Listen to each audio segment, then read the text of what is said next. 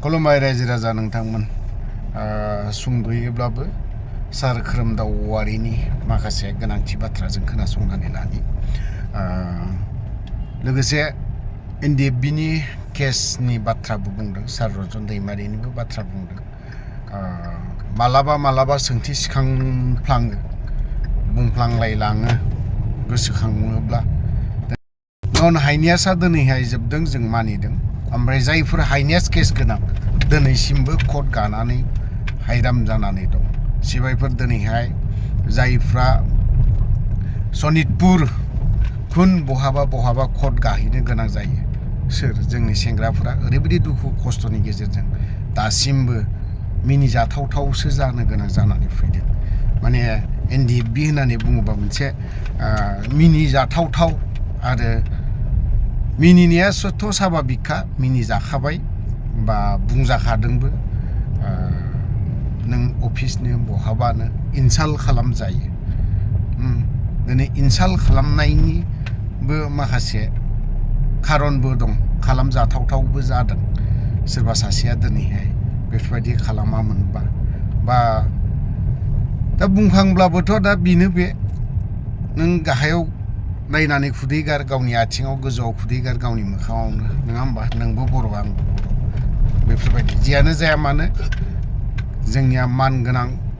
dynamic lidar खोरोमदाव औवारि सारनि माखासे बाथ्राफोरखौसो एसे खोनासंनानै लानि বিপিও আমি সিগনেটরি অর্গানাইজেশনস আর দুজন এমপি আমার লোকসভার জয়ন্ত বসুমতাৰী ডাঙৰীয়া আৰু ৰাজ্যসভাৰ প্ৰমোদ বড়ো ডাঙৰীয়া সিহঁতৰ লগত আৰু আমাৰ সাক্ষাৎকাৰ হয় মিটিং হয়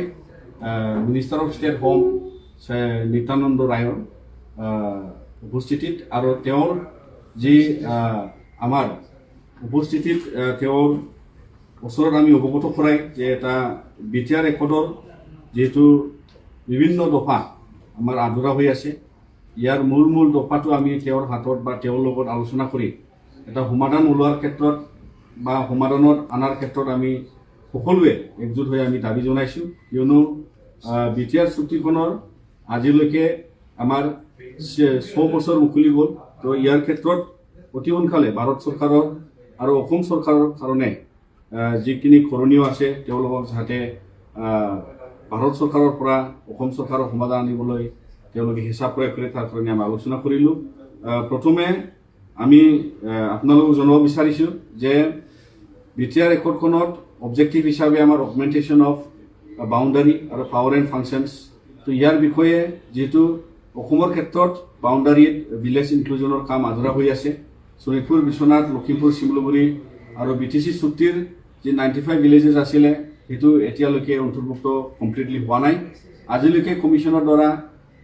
60 ভিলেজেছ ইনক্লুড হৈ গৈছে আৰু 21টো হ'ল নলবাৰী আৰু দৰঙৰ পৰা হোৱা টোটেল 81 ভিলেজটো ইনক্লুড হৈছে কিন্তু মেইন ৰেকৰ্ডৰ সম্পৰ্কে অন্তৰ্ভুক্ত হোৱা গাঁওখিনি হ'ল টোটেল 60 গাঁও তো ইয়াৰ ক্ষেত্ৰত যিখিনি আধৰুৱা হৈ আছে আমিও কেন্দ্ৰীয় চৰকাৰক আহ্বান জনাইছোঁ যাতে অসম চৰকাৰে অতি সোনকালে আমাৰ যি আধৰুৱা কাম সেইটো সোনকালে কমিশ্যন গঠন কৰি আকৌ গাঁও অন্তৰ্ভুক্তৰ কামটো আৰু ষ্টাৰ্ট কৰে তাৰ কাৰণে আমি আহ্বান জনাইছোঁ আৰু লগতে যেহেতু ভাৰত চৰকাৰৰ হাতত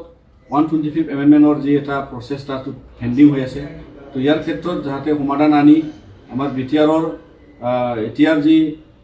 বিটিআৰ ৰেকৰ্ডৰ লগত যিটো 60 কনষ্টিটুৱেঞ্চি বঢ়াব লাগে ছাবজেক্ট এডিশ্যনেল তাত অন্তৰ্ভুক্ত হ'ব লাগে লগতে যি 280 আৰ্টিকেল এমেণ্ড কৰি ফাইনেন্সৰ ক্ষেত্ৰত যাতে কেন্দ্ৰীয় চৰকাৰৰ পৰা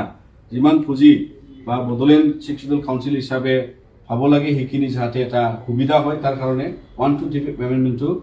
হ'ব লাগে বুলি আমি দাবী জনাইছোঁ যিহেতু চলি থকা এতিয়াৰ যি ছেশ্যন এইটো শেষ হ'বলৈ গৈছে কিন্তু অনাগত দিনত যি আমাৰ উইণ্টাৰ ছেশ্যন আহিব তাত যাতে তেওঁলোকে এইটো আনি দিয়ে তাৰ কাৰণে আমি অনুৰোধ জনাইছোঁ লগতে ইয়াত যিহেতু আমাৰ লগত যেহেতু এনডিএফবি প্ৰাক্তন আমাৰ লিডাৰশ্বিপ সিগনেটৰী হিচাপে তেওঁলোকে উপস্থিত আছে আৰু আমিও এটা মূল দাবী আমি ৰাখিছোঁ যেহেতু চাকৰকাৰী হিচাপে সিগনেটৰী হিচাপে যেহেতু ৰঞ্জন दैमारी ডাঙৰীয়া তেওঁ এতিয়াও যেহেতু CBIৰ কোৰ্টৰ কনভিকশ্যনত বা সুপ্ৰিম কোৰ্টত এপিল কেছ চলি আছে ইয়াৰ বিষয়ে আমি আহ্বান জনাইছোঁ যে তেওঁলোকে চেণ্ট্ৰেল গভৰ্ণমেণ্টৰ পৰা ইণ্টাৰভেনশ্যন কৰি তেওঁলোকক যাতে ৰেহাই দিব লাগে আৰু তেওঁলোকক জেলৰ পৰা বা কনভিকশ্যনৰ পৰা ৰেহাই দি তেওঁলোকক মুকলি আকাশত আনিব লাগে তাৰ কাৰণে আমি আহ্বান জনাইছোঁ আৰু বিভিন্ন কেছ যোনবিলাকে আন আমাৰ নেবাৰিং ষ্টেটত পেণ্ডিং হৈ আছে সেইটো যাতে তেওঁলোকে সমাপ্ত কৰে আৰু হেনিয়াছ যিটো কেছ আছে অসম চৰকাৰৰ হাতত বা এই বিষয়ত যাতে আমাৰ সকলো এক্স NDP মেম্বাৰ্ছ যিমান চুক্তিৰ পাছত যিহেতু এটা শান্তি পৰিৱেশ আৰু যিহেতু এটা নৰ্মেল লাইফৰ অহাৰ ক্ষেত্ৰত এইটো যাতে তেওঁলোকে এইটো সুবিধাটো ৰাখে আৰু যেহেতু নন হেনিয়াছ কিছু কেছ আছে সেইটো প্ৰায় উইথড্ৰ হৈছে তথাপিও কিছু কেছ আছে য'ত মানে এতিয়াও চামন আহে ইয়াৰ ক্ষেত্ৰত যাতে অসম চৰকাৰে পদক্ষেপ লয় আৰু ভাৰত চৰকাৰৰ হোম মিনিষ্ট্ৰীৰ নিৰ্দেশত যাতে এইবোৰ সমাধান আহে তাৰ কাৰণে আহ্বান জনাইছোঁ আৰু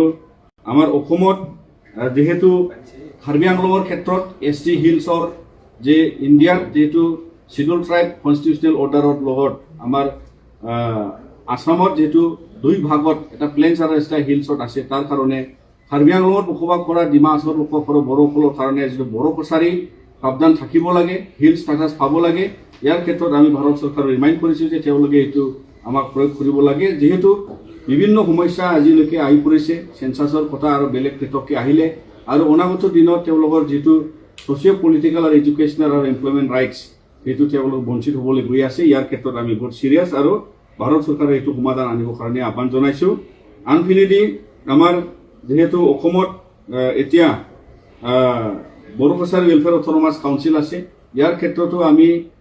চেণ্ট্ৰেল গভৰ্ণমেণ্ট ইণ্টাৰভেনশ্যন কৰি যাতে ইয়াত সম্পূৰ্ণ সমৰ্থন কৰি তাত ইলেকশ্যন পাতিব লাগে গাঁও নিৰ্ধাৰণৰ ক্ষেত্ৰত গাঁও অন্তৰ্ভুক্তৰ ক্ষেত্ৰত নটিফিকেশ্যনৰ ক্ষেত্ৰত সমষ্টি নিৰ্ধাৰণৰ ক্ষেত্ৰত তেওঁলোকে এইটো সমাপ্ত কৰিব লাগে বা আনিব লাগে ইয়াৰ ক্ষেত্ৰত আমি ইনফৰমেশ্যন কৰিবৰ কাৰণে আহ্বান জনাইছোঁ মোৰ লগত আমাৰ ইয়াত UBPO আৰু প্ৰাক্তন NDP যিটো ৱেলফেয়াৰ এছ'চিয়েশ্যনৰ পৰা তেওঁলোকে আছে আৰু মানে আমাৰ UBPOৰ পৰা আমাৰ সভাপতি তেওঁ আছে তেওঁলোকেও ইয়াত মানে আপোনাৰ ওচৰত কথা ৰাখে